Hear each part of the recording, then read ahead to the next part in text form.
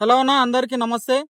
2024 Maruti eco బండి TG07B3701 2024 model September 12 రోజు registration అయింది. ఫుల్ ఇన్సూరెన్స్ అయిపోయింది సెప్టెంబర్ 12 రోజు. థర్డ్ పార్టీ ఇన్సూరెన్స్ ఇంకా 2 years ఉంది. 2027 వరకు ఉంది ఇన్సూరెన్స్. కస్టమర్ వెహికల్ ఇది. కస్టమర్ పక్కనే ఉన్నాడు.